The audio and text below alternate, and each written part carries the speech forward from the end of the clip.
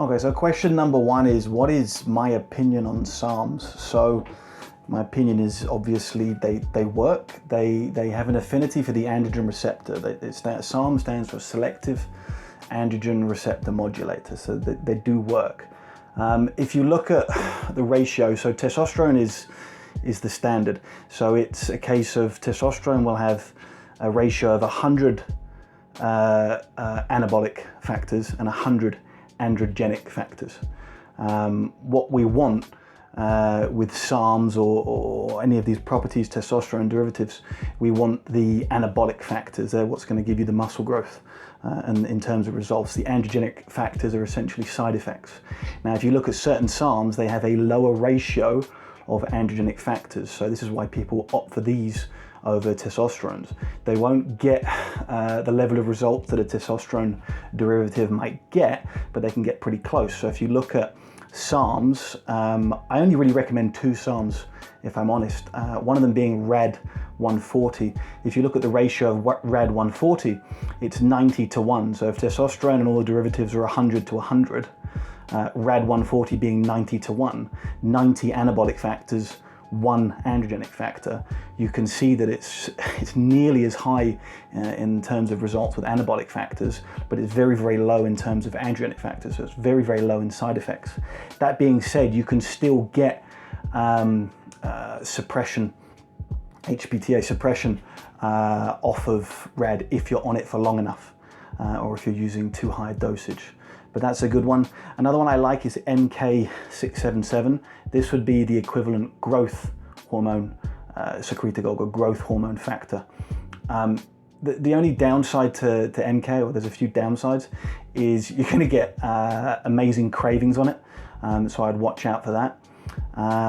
It also has a slight shutdown of insulin sensitivity. So if you're going to take it, you need to time when you might be taking carbohydrates. But my opinion on SARMs is they work, and those two are the best. My biggest pro tip on SARMs is, although capsules and liquid offer the same bioavailability, the liquid is very, very hepatotoxic compared to the capsule.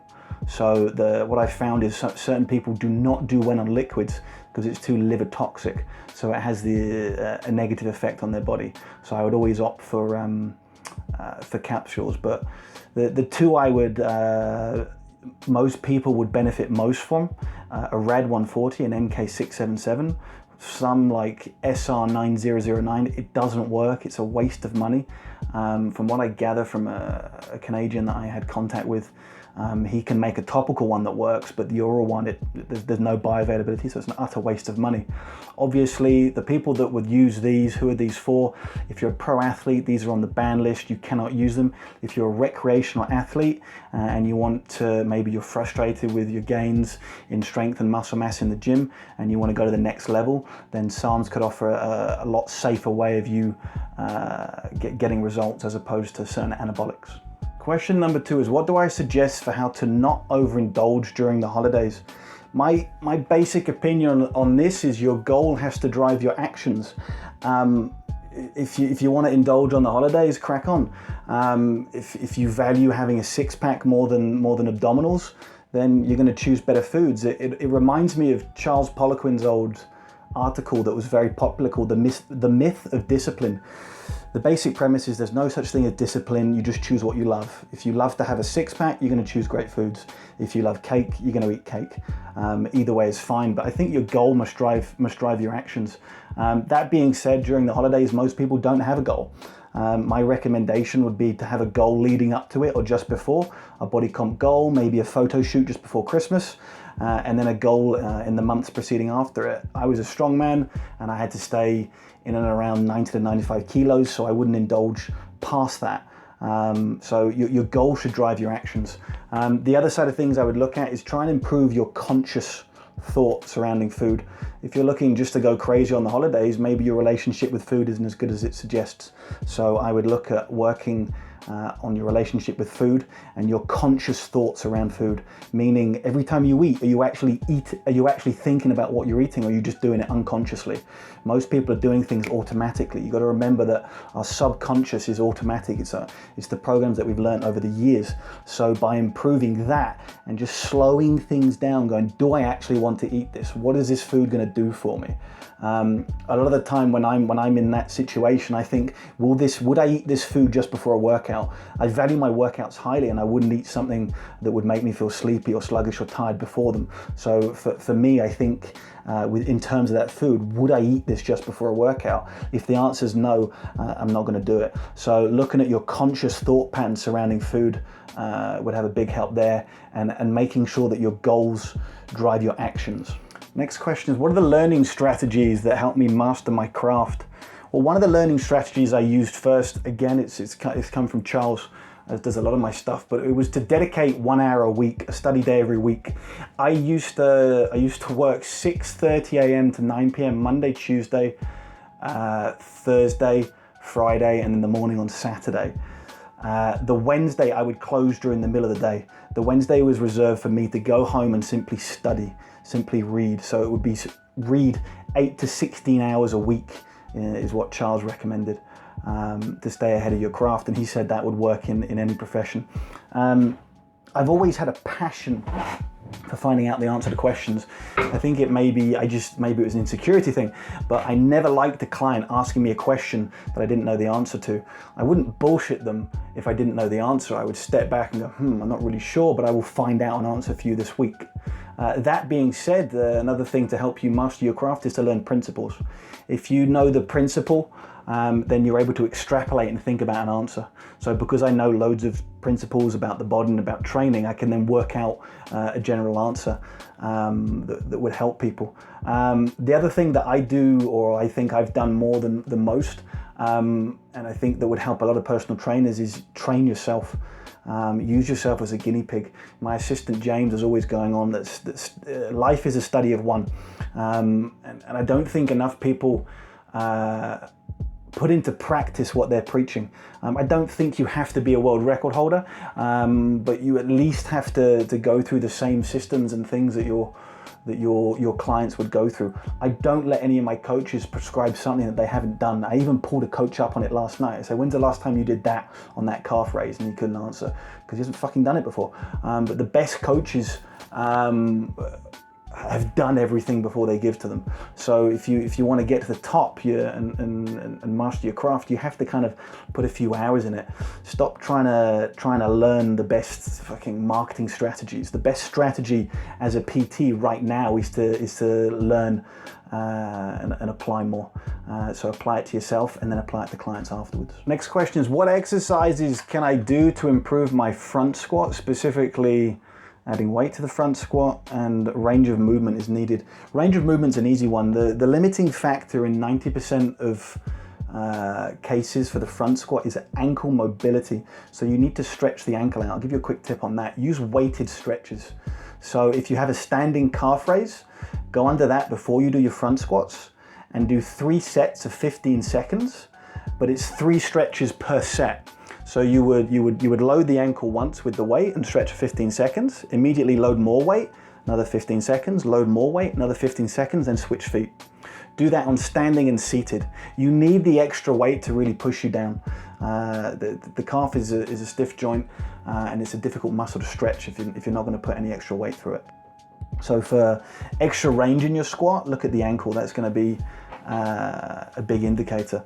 For weight, go on the tip that I gave a guy recently. In fact, today I put it up on my Instagram story. The biggest tip is to go beltless. Most people are using a belt way too early.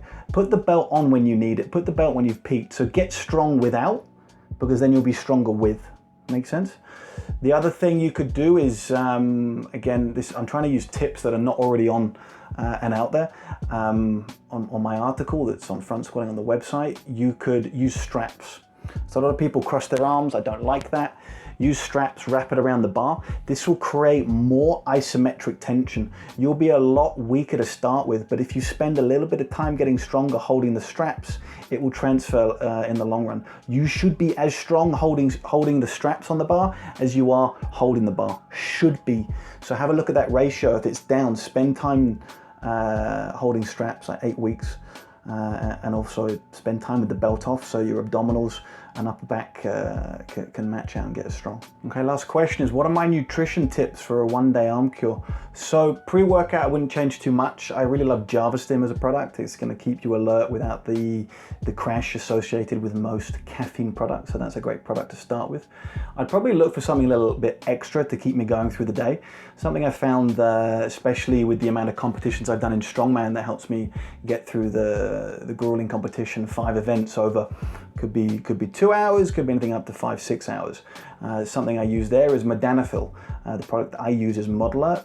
My recommendation on that though is to start at the lowest dosage possible and don't do it on a day cure. Trial it in one of your workouts, especially if you're doing a workout at the beginning of the day, and see how you respond to it. Some people don't respond well to it. It is what it is. It's a case of, as long as you only use that once in a blue moon, you should be okay. That product was originally invented or utilized for narcoleptics. So if it can keep them awake, imagine what it's going to do for you throughout the day cure. So it'll help you keep you focused and alert. With regards to other things, UCAN powder is a super starch that doesn't raise insulin so much. It's originally designed for endurance athletes, so that would be a great option. You can get that with a protein powder. On my website, there's an intra-workout drink. You could sip that through the day. You may want to have more than one of them because of the amount of volume you're doing. You're probably going to look at 2 or 3. There's no point just taking shitloads of BCAAs and other things because your body can only handle and absorb so much. You're just going to get saturation. I mean, the more BCAAs you have during that day, the more it's actually going to negatively affect your sleep at night because the amino acids compete with tryptophan, so you may find you don't sleep as well. The ingredients for that intra-workout shake though are Vitago, creatine monohydrate, essential amino acids and BCAAs, glutamine and whey protein, so you could sip that through the day. With regards to food, at lunch, I wouldn't have anything too heavy. I would have food available. You may be hungry, you may not be.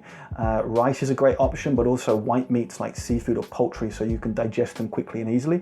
And I would certainly have some extra digestive enzymes available so you can break that down before you get back into the next workout immediately after lunch. Protein bars, or they should really be called carbohydrate bars, would be a great thing to have handy through the day in case you don't eat so much at lunch. This is quite common. People don't feel hungry, but then you can at least be taking some fuel in the form of a bar in between, in that 20-minute rest period in between workouts. The other key would be what you take at the end of the day. Again, 2 workout shakes at the end of the day are optimal. So the one as soon as you finish a workout, and then one about half an hour later. That's a trick that I learned off Mauro Di Pasquale, or at least that's where I know the information came from. So 2 workout shakes, whey protein, glutamine, essential amino acids, and then definitely something that will help block cortisol, vitamin C being one. Definitely phosphatidylserine or PS would be a huge benefit at the end of the day to help ensure that you can recover and have a full night's sleep, because your nervous system is wired at the end of that. So I think PS would be my biggest pro tip at the end of that. Phosphatidylserine, take between 400 and 800 milligrams. You'll get a better night's sleep after that whole day of lifting.